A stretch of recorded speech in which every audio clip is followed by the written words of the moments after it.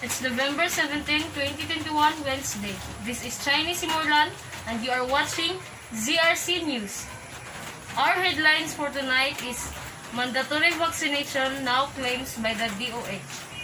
Health Undersecretary Maria Rosario Brunere on Friday said the country may have to implement mandatory vaccination to achieve herd immunity against COVID-19.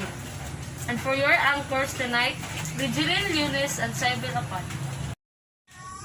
The health official was reacting to remarks a day earlier by Secretary Carlito Galvez Jr., Chief Implementer of the National Task Force Against COVID-19 NTF, who said a vaccine mandate in the form of an executive order may be necessary to ensure protection of inoculated families. Now, this is one of the things we are looking at because we will never achieve the immunity needed by our population if there are still sectors of society that remain unvaccinated.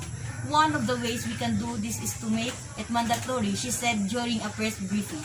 This was a departure from her statement in April when she said that it was the right of a person to decide on his own if he shall receive or will not receive the vaccine, citing principles that we adhere to and the recommendation of the World Health Organization (WHO) that vaccination should be voluntary.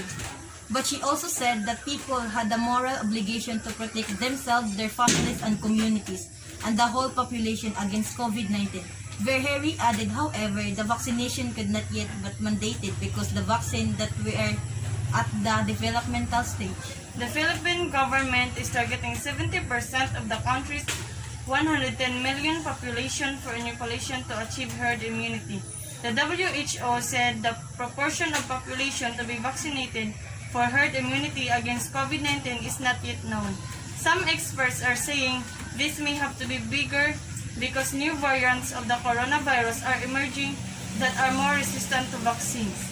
A September 27 to September 30 survey by the Social Weather Station found 3 in 5 adults Filipinos, or 64%, saying they are willing to get vaccinated, up from 55% in June and 32% in May. During Friday's press briefing, Verheri said the country's vaccine supplies were continuing to come in and vaccine confidence had tremendously improved. But due to fears of adherents' reaction to the jabs and brand preference, some sectors are still hesitant to get the shots, and this was affecting the government's efforts to speed up the inoculations, she said. I am Regeline Leones, And I'm Cybel Apad, your news trustee.